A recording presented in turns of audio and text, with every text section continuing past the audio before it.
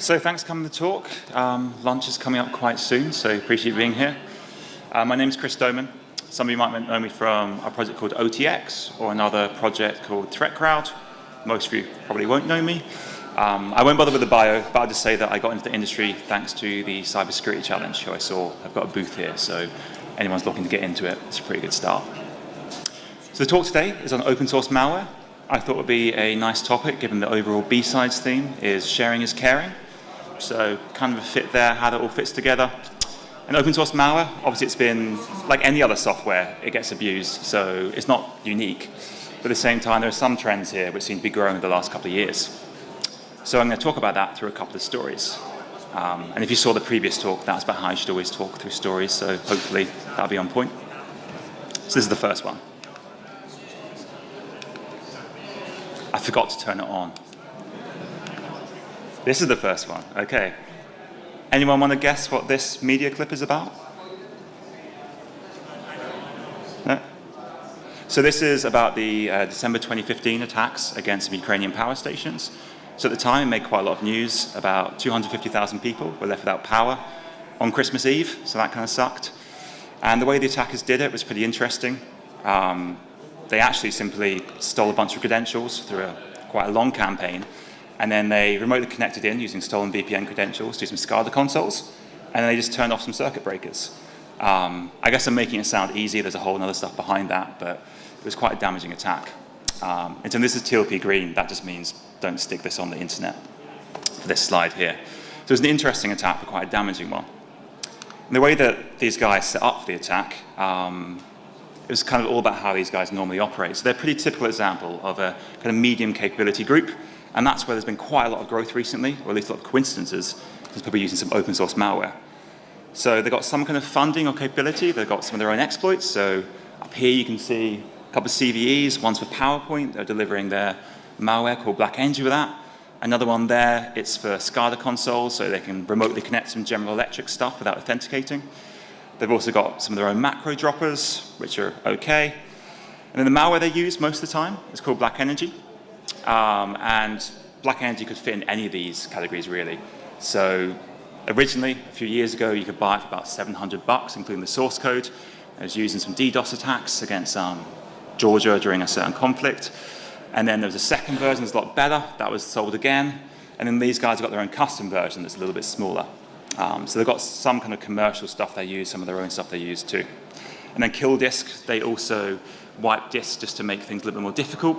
So during the Ukraine attacks, they wiped a bunch of file shares, that kind of thing, reset passwords too, just to make sure the operators couldn't get things back up and running again. Also wiped a SCADA console in one case because it was running Windows XP. And they use some commercial stuff, so like any good attacker, they'll go around the network using a bit of RDP and TeamViewer. On some networks that will blend in. And then the reason I'm talking about them, obviously, is because it's used a lot of open source too. So they use whatever kind of tools they need for the job. So they've got Reader or Redo, I'm not sure how to pronounce that. That's for doing TCP over HTTP. So on a kind of tight firewall, they can still get a lot of traffic through. They've got a web shell they use, just ripped straight off of GitHub. They've got DropBear, which is an SSH server. And then they've got DSE Fix, which just lets them run unsigned drivers on Windows. So in this case, they're doing that for their main malware, which needs drivers. So these attacks weren't unprecedented. The DHS in the US, they warned about this particular group of attackers called Sandworm a couple of years ago when they saw them browsing around some stuff in the US. About 6 months before these attacks in 2015, on the night of the Ukrainian elections, they took out some of the TV stations, just trying to disrupt things a little bit. So interesting guys, and interesting that they're, on the one hand, pretty good, the other hand, they use whatever they need to pick up. So a couple of weeks later, in January, after these attacks and Christmas, they came back again. They're targeting a lot of the same people, some other people too. And ESET picked up these attacks. But this time, rather than using the Black Energy malware, which they've been using for the last couple of years, they're using GCAT, which is quite a nice backdoor off of GitHub. It uses Gmail for command and control. It's written in Python. It's a pretty solid piece of kit. And I guess the reason they used it was because they're so associated with this other piece of malware they thought they might want to change. They were still delivering it in the same way, though, so it's also kind of obvious who was doing it. And the guy that wrote this, I'm sure a lot of you will know, he does some great tools, but in this case, it looks like he's a bit upset that his tool was abused to take out some power stations, well, set up for later attacks. So this is a pretty extreme example. So be a bit careful about this slide. I made this before some of the recent events. This is the kind of thing that obviously can happen if you release your code to anyone to use. Obviously, you can't control who's going to be using your software at that point. So this guy's an idiot. He makes YouTube videos like you've all have seen where you can use NJRAT and some other free tools to hack into people, except this guy tries to align himself to some other organizations. And yeah, you can't really control who's going to be using your software once you give it away for free. Interestingly enough, he had this on YouTube at first, but they took it down straight away, and then Facebook, and they took it down straight away. But now it's been sitting on the Internet Archive for 2 years. And they're a really good charity that basically back up the internet, so they're very busy, they get a lot of abuse complaints. But if you try and control that information, it's obviously going to end up somewhere in this case, where someone didn't have the resources to take this down, even after they received abuse complaints. The story continues. This group of attackers, they're called Sandworm, if I didn't mention them before. They were seen again, December again, this time last December. This time, though, they weren't using the open source backdoor GCAT. They're using something that was kind of inspired by it. So they've amended to use their own version, and now it uses Telegram instead for that command and control. So again, pretty hard to detect. They also upgraded some of the rest of their kit too, so they were using less of the open source stuff. Now they're using their own tool to kind of bounce through networks and get past firewalls. And that's something that's not all that uncommon. So there's a really interesting group of attackers called Turler. They were first seen in the 1990s, targeting the US government. And back then, their toolkit was just taken from Frac. So they just lifted source code from those kind of ASCII E-signs. I think Frac's still going. That was what their toolkit was in the 90s. Since then, they've built their own platform. They only use their own stuff now. Now they're very good.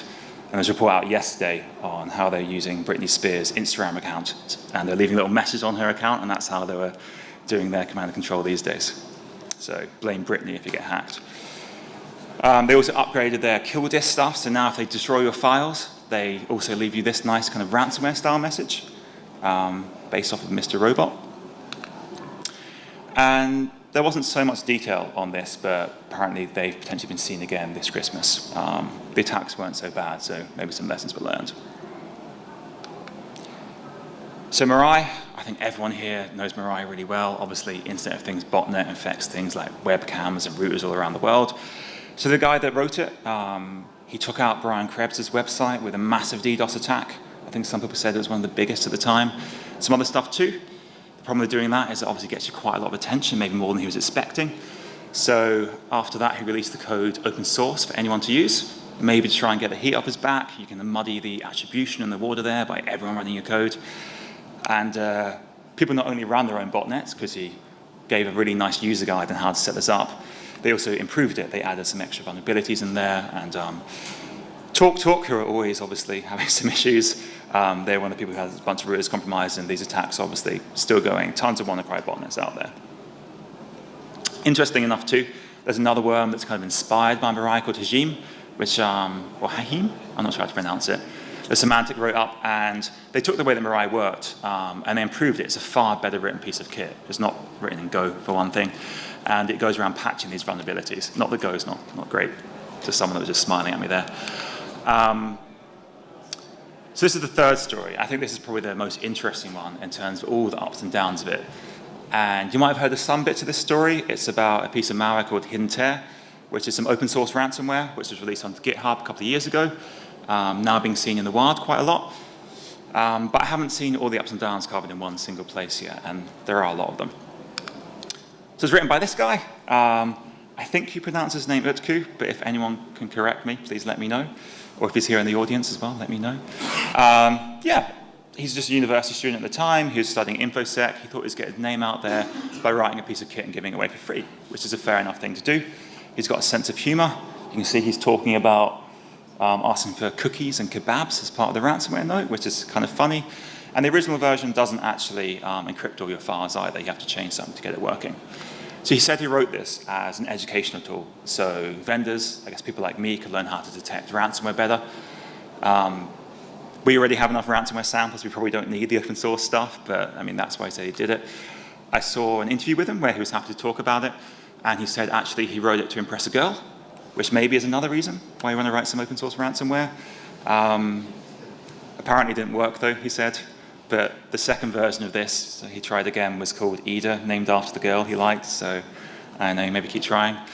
But yeah, I think I hope it works out for him, though. But yeah, I guess that's another reason. And the final reason was that he also said maybe it was kind of a honeypot.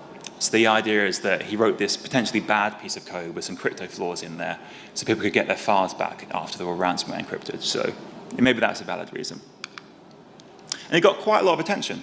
So it was picked up on Reddit quite fast, people talking about it. One guy suggested maybe he should add a backdoor, which is what this fork suggested. He rejected that one at that time. And he also pointed out some of those crypto flaws. So he's using a 32-bit integer to generate a random key from. That means, correct me if I'm wrong, I think about 2 billion values. So in a modern computer, depending on how it's done, that could be brute forceable. Also based on the system time of when this thing's run. So potentially you might think about some issues there. So yeah, this is the first time it's seen the wild, I think. I think it was Trend Micro picked this up. If you visited a website in Paraguay, downloaded the Flash update, or whatever it was, this would be on your computer screen. It's saw this, and he said, actually, I'm able to get these people's files back if I can get a copy of the malware. And people did send him a copy of the malware, and he did indeed break his own crypto, perhaps using some of the suggestions that other people had given him on Reddit. So the way he did it was he looks at some of the first files that were encrypted, and the base of that you get the system time, and then the system time isn't be exactly the kind of the password that was used to encrypt those files with, but it's more or less about that time. So then he brute forces either side of that time. You can see here about 45,000 goes it took him to get that, which is obviously pretty quick to guess. So he did manage to get people's files back, so some kudos there. This was actually inspired by Bitdefender, who cracked another piece of ransomware called Linux Encoder using the same mechanism. They made the same kind of mistakes there. But in the case of Linux Encoder, the crypto is so bad, the bad guys accidentally encrypt your files multiple times in multiple rounds. It just keeps on running. Yeah. So you can't get your files back, even if you either crack the code because it's gone, or if you pay them, you still don't get your files back. So that kind of sucks. So yeah, this is EDA 2, the improved version he wrote, named after someone. And gone are most of those crypto implementation flaws. So he'd taken some advice and improved it. This obviously is a little bit dodgy depending on the reasons why you're writing a piece of code like this. Again, it didn't take long before this was seen in the wild. So let's say you want to play Far Cry, and I can see why you might. It looks quite fun. There's a guy with antlers and all that kind of thing. I haven't played it, but it does look good now. But it's going to cost you £39 and 99 pence to buy it on Steam. And that's what I checked a couple of days ago. That's quite a lot of money. So the obvious thing you're going to do is you're going to Google for a crack. You find this video, these two lovely people are going to give you that crack, so you can play Far Cry for free, which is just great. Google always makes sure that YouTube ranks well, hence why the stuff ends up there. Well, oh no, they don't give you the crack for Far Cry. Of course, this is an EDA 2 variant of ransomware, which infected a ton of people. And the message you get when you're infected with this is pretty annoying. This guy said, "You'll never be able to find me, police will never find me." And then he equates the kind of crypto abilities of Best Buy with the NSA, pretty much say, neither of those guys can get your files back, you're all screwed. So Earthquake to the rescue again. He actually did manage to get people's files back. This time he'd taken the advice of those people on Reddit and he added a backdoor. So even though the crypto had been fixed, you could log into the command and control server, pick up those keys, and then give them back to everyone. So this was shared on the Bleeping Computer forums. Incidentally, I got a couple of screenshots from them, so thanks to Bleeping Computer. So that was nice of him. Although I think in the UK, actually, the Computer Misuse Act might not let you hack into the bad guys, but I don't know. Obviously, it didn't take long before other people forked his code on GitHub. That's what you do if your code's on GitHub. You fork it and you improve it. So this guy here, he thought that he was a bit embarrassed by all of Earthquake's bad code. He improved it. He fixed a lot of those mistakes he'd left in there. And the reason that he made it was to help law enforcement understand what ransomwares work like. So if anyone here is from law enforcement, you can thank this guy who's handled as Ampinel for giving away this more improved ransomware that doesn't have these flaws in. Interestingly enough, though, he missed the backdoor, even though everyone was talking about it at the time. Someone else pointed out to him, and he removed the backdoor. So you can no longer log in and get the keys back. Obviously, it didn't take long before this was seen in the wild. So let's say you want to play Minecraft. It looks like a really fun game. Here's a loader, you can get cracked, very nice. But oh no, it installs this malware. So this is ransomware based off of Stolik, which is itself a variant of EDA 2, which itself is improved version of hidden tear. So I think this is laughing my arse off at use, or lamauxus. Either way, it's, yeah, I'm not sure. Either way, it's another piece of really annoying malware. I think that pretty much last week, Stolik was taken down off of GitHub. I think that the guy that wrote it maybe had a change of heart, having seen it used in the wild. But again, it's still on GitHub, though, because obviously people have forked it and either made identical copies or they've improved it. So up there's a GitHub repo where you can still get it from. I was also surprised when I was looking into this and who wrote this. I found some video interviews with the author. It turns out he's a 13-year-old Bitcoin developer from India. So at that point, my view of him changed a little bit. I mean, I think maybe releasing open source ransomware, I don't think it's a great idea. I wouldn't do it, but at the same time, I'm sure a lot of us have done dumb stuff when we were 13. Talking of which, that line at the bottom, that's me when I was his age. I wrote a Unix password cracker in Perl, which kind of shows my age. That's the disclaimer on there. It's terrible, though. If you try and run it, I think it cracks like 1 password a second. So no one's going to use it. But you know, the point here is that all this stupid stuff I did when I was 17, that's still out there. Well, 17 years ago when I was 13, it's still out there. Once something's out there, you can't put the genie back in the bag. This happened yesterday, so I feel bad for this kid, but good for me because it's quite topical for the talk. A 14-year-old was arrested in Japan for writing some ransomware and then making it available online. And when I was reading the article, a couple of things stood out. For one thing, this is apparently Japan's first arrest of someone that wrote ransomware. Also, this kid didn't actually deploy it in the wild. It says that this guy didn't actually infect anyone. He just gave away the code. And says 100 people downloaded it. So I feel a bit bad for this guy. Again, I think probably wasn't a great idea for him to write this ransomware and make it available, but you know, it looks like it didn't infect anyone. So this is another EDA2 variant. So Utku, the guy I was showing earlier, this was his second one to impress that girl. So yeah, someone made another variant of this used in the wild called Magic, another annoying ransomware note. But this time, the story took a bit of a turn for the worse. So the good guys took down the server from which all these keys were being backed up from, and also where all of the ransomware was being served from. And that's a great thing because it was stopping additional infections. It was stopping the bad guy being able to make some more money. The problem with that is, though, at that point, Utku can't log in and then download all those old keys. I mean, they're just not available online anymore. He can't just hack in and get people's data back. So that sucked.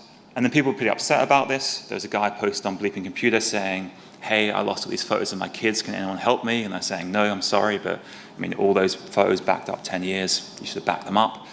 But the ransomware author, actually, of this Magic variant, actually went on the forum and said, I have made a backup of these keys. I can probably get your files back.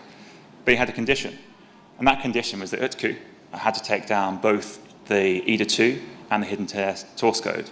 So he was kind of blackmailing him. He also asked some money too.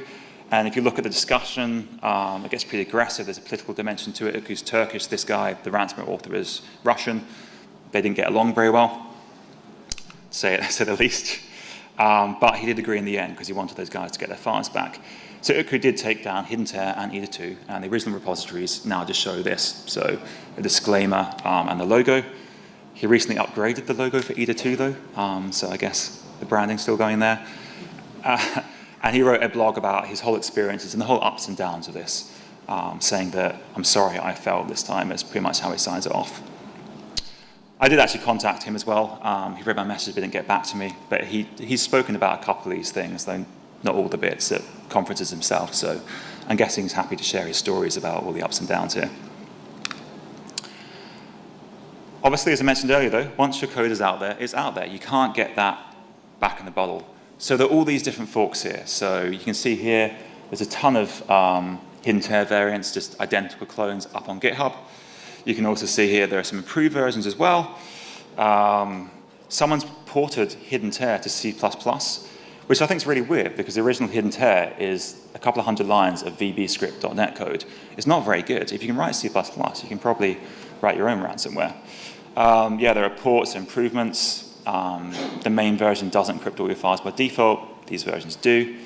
So yeah, it's all there. And I mean, it's backed up in the commit histories too, so the code's all out there. And now everyone is seeing this in the wild. So I picked these screenshots up really quickly. So credits to a couple of people at the end. Also, for instance, sandbox reports I ran through. So you can see here, That is Santa Claus smoking a joint who has encrypted your computer. Not a very nice man. He's on the naughty list. There's Pikachu ransomware. This one tells you not to download random shit off the internet. And given that you've just been infected, you probably know that now anyway. There's loads.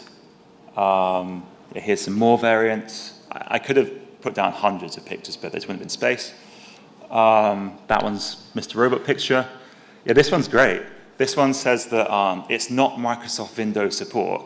Then later says it is Microsoft Windows support. You've been infected with the Zeus virus. Please call us. So this is actually a bunch of tech support scammers who normally, where they phone up people and try and get them to phone them back and then take control of the computer, or they just flash up those banner ads saying you're infected, now moving to use hidden tear. See, all these variants, by the way, the reason I'm showing this is because they're all either hidden tear or either 2 variants.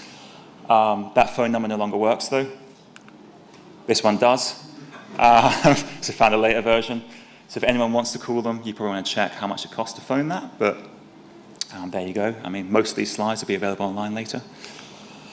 This one looks terrible, but it plays the Harry Potter theme tune, which is kind of cool when you're infected. Again, credit to Bleeping Computer for this one. This one you can't really see on this screen. It just deletes all your files. It's still based on the ransomware hidden tear, but it just dumps the key, doesn't even send it off. So there's no way of getting your files back. Someone's just not very nice. This one looks a little bit more familiar, maybe. Anyone recognize what this kind of looks like? Yeah. So these guys are impersonating WannaCry. It came out at the same time. It's like those insects that try and copy other insects to, look more dangerous or whatever. I don't know how successful it was, but I think they call it Dark Cry. This one got a lot of attention, so a few of you might have seen this one, ransomware. This is based on, I think it's hidden tear rather than either 2. So to get your files back, you have to play this anime game and get to an insanely high level before they'll give you your files back, which is just brilliant. So if you look at the thing here, you have to get 0.2 billion score, which sounds quite high, on lunatic level. So that's pretty tough.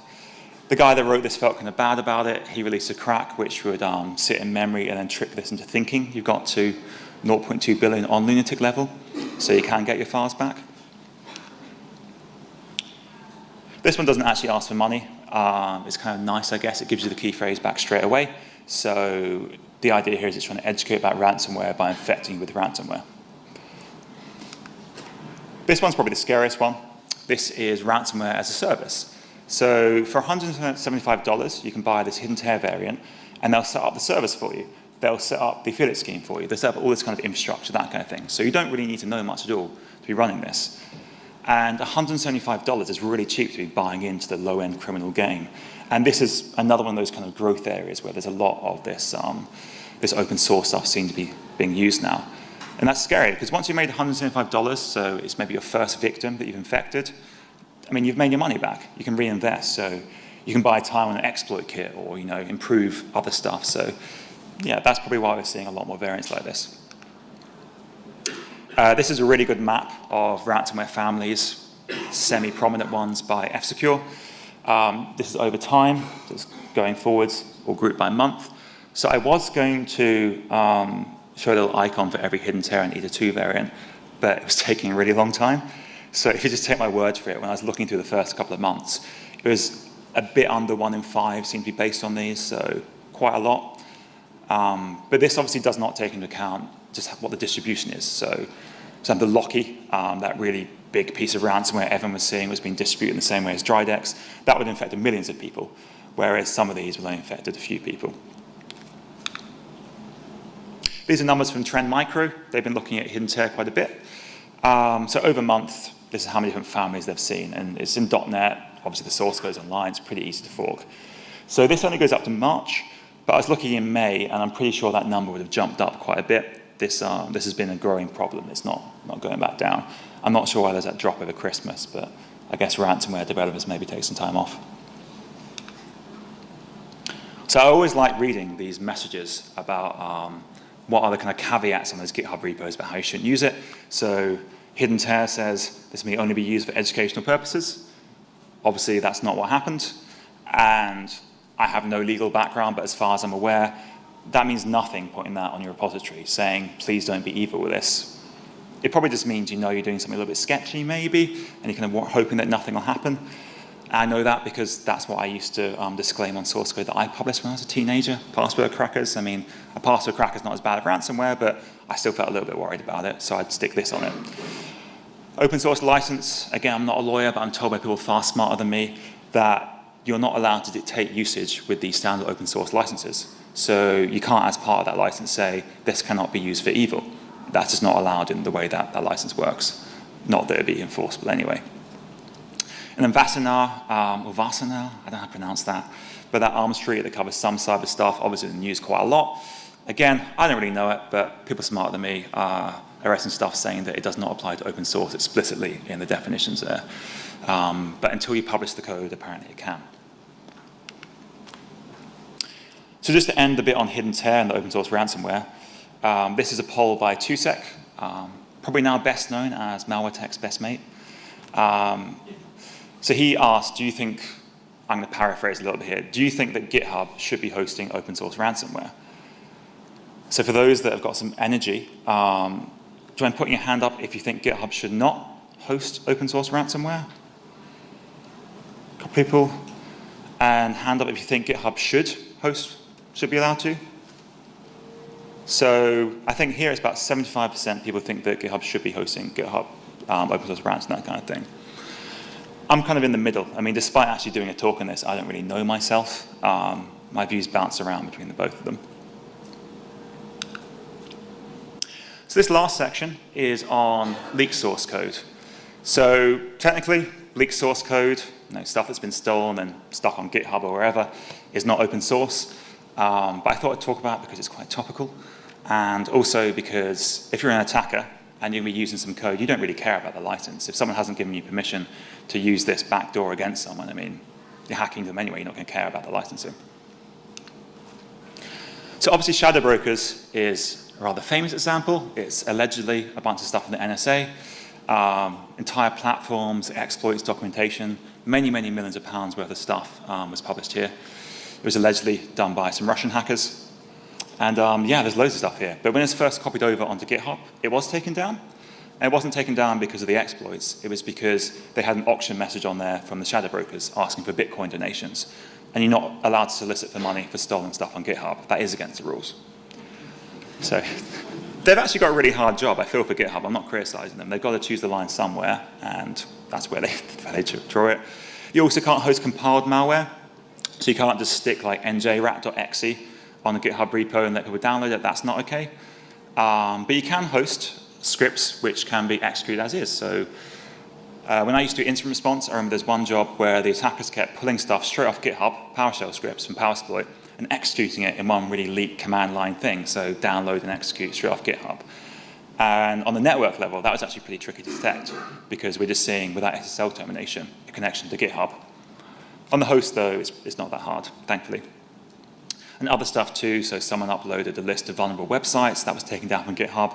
Then they changed their mind and put it back up again.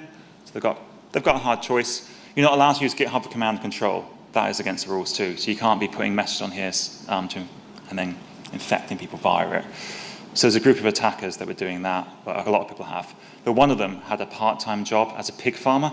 And Trend did this really nice piece. They looked into him, and his profile picture on some forums is him in bed with a pig. I have that photo in the deleted slides section, so if I finish early, I can show that if anyone wants to see a very good, actually, attacker that likes pigs. So WannaCry is obviously very topical, so I had to find some kind of way of sneaking this into the talk. Thankfully, there was a pretty good way. So if you're doing like a drinking game with buzzwords, this would be a good one to drink to. So the shadow brokers exploits, one of which obviously Eternal Blue is used in WannaCry to spread around SMBv1 connections. That came out in April, though there were some heads up as to be coming out before that. But WannaCry obviously didn't come out till about another month. And BAE did a really good analysis. I don't think enough people read it, so if you haven't read it, it's really worth checking out. And they showed that it wasn't the original vanilla shadow brokers exploit that they were using, just straight taken. They were using a far easier to use, more packaged up version that was published open source onto GitHub just before WannaCry came out. So they took advantage of the fact someone packaged it up nicely. They also put it into Metasploit as well as part of this process. So I don't know, maybe they would have made the worm anyway. Maybe it's taken a bit longer. At some point, this is going to happen. Obviously, if you have a really good exploit, it's going to end up nice to use in Metasploit. So I saw the original author of Metasploit talking about how he was very happy that in one case there was an exploit seen in the wild, and the very same day they managed to get into Metasploit, and that was just working out how fast the community could do to get these tools out there. And I think Metasploit overall is a very good thing. I think the kind of debates people may were having years ago is gone. People all agree that it makes the job easier. But in the case of having the exploits in there that quick, I'm not sure it necessarily helps on the defensive side. I think Moore was saying that it was great because vendors could test their detections by having it in Metasploit, but as a security vendor, we already have pretty good access to most exploits. There are obviously those programs where the stuff gets shared, ideally as quickly as possible. So I'm not complaining, but I'm not saying that it helps the defensive either. So it's always nice to see what goes around comes around. So if the shadow brokers, the guys leaking those NSA exploits, are going to be anyone, it's probably these guys. Fancy Bear, also known as APT28 of Sofiki. They're really pushed. So these guys are hacking to tens of thousands of people. They're the ones that hit the DNC in the US elections, and then more recently, the French elections. They've been targeting NATO for 10 years. And they're hitting more and more people every year. They are good, but they're also another example of one of those kind of medium capability groups that needs to do whatever they can. So yeah, these guys make a ton of mistakes. In this case, they left open their command and control server. Anyone can pick up the server side of their malware. So I think the domain, if I remember, it was transitionmail.com. I think it was hosted on at first, and people were looking for a long time. Also on the kind of defensive side of sharing is caring, Google wrote a paper on this piece of malware. It was being shared around people for a long time, but it was at TLP Amber, which means it shouldn't be on the internet, for example. In the end, a journalist published it, and then that probably means that Google aren't going to be so willing to share information on these kind of attacks around the industry so much when that happens. So that's the other side of sharing is caring. There's a whole debate, obviously, on the defensive side. How much should information be shared, and how do you control that? And the company that I work for, we're trying to improve how we do that a lot because, yeah, I won't go into my work, but yeah, it's a hard problem. So Hacking Team, again, I think everyone here has heard of Hacking Team. They are a somewhat controversial company. They sell surveillance software. So some of the stuff they do is they sell this kind of kit to law enforcement to do counterterrorism, which I think most people say is quite good. They also sell this kind of kit to dictatorships to hack into their political opponents and journalists, which some people say is bad. So someone got rather upset about this, and they stole their stuff and they stuck it on GitHub. So you can now download this straight off. I think I'm doing okay for time so far. So yeah, anyone can get this now. And this is an entire platform as well. So again, massive leak. Part of this too were exploits as well. So as part of this dump, yeah, there are 2 exploits in particular that were shared. And Shadow Server did a really nice analysis of how these were shared between different groups of attackers. So if you look at Chinese kind of targeted attacks, it looks like there's one central development shop, which then shares the code they build with other people. So this central development shop, quartermaster, as some people call them, they were building these exploits, making them easier to use, then hand them off to the other related groups. When I was at PwC, we're seeing similar stuff with a web exploit kit framework called Scanbox. We're seeing the guys that hit the Office of Personnel Management in the US and all those healthcare companies, they were using some of this kit. And then there were some people just hitting Tibet, they were using it. Again, one central place, and that's how that code gets shared.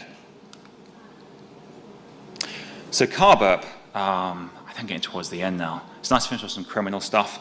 So this guy's having a really bad day. He's one of the guys who was leading Carburp, which is a piece of banking malware, which was really big and popular a few years ago. They made many, many millions of pounds. Eventually they were arrested. They made the mistake of targeting Russian banks, even though the ringleaders were based in Moscow. So yeah, not a good idea.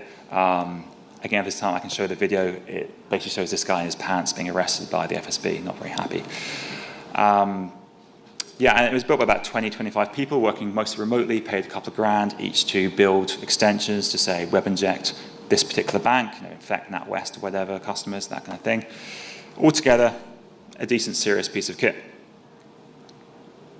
And after these guys got arrested, the code got leaked. And the way it got leaked was the same as Zeus. If you've seen the Zeus banking malware, how that code got out.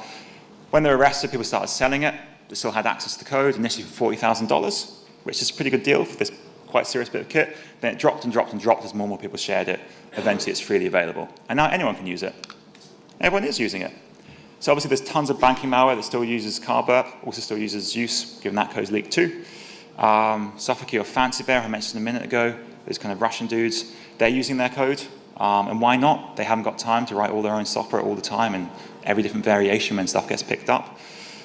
Another big leak that came out recently was Vault 7 by WikiLeaks. Allegedly, that's the CIA's toolkit now. So all these kits are out there. And again, that involved entire platforms and all this stuff. And apparently they were using Carburp. So they were saving taxpayer money by reusing some publicly available code, which is great. They're not using all the code, just some bits. And they carefully vetted it for vulnerabilities, which is quite a good idea when it's just a bunch of guys working remotely for $2,000 building this stuff. So just to end this off on a more positive note, is there an upside to all this kind of reuse of malware and stuff being open sourced? We're just coming back to hidden tear.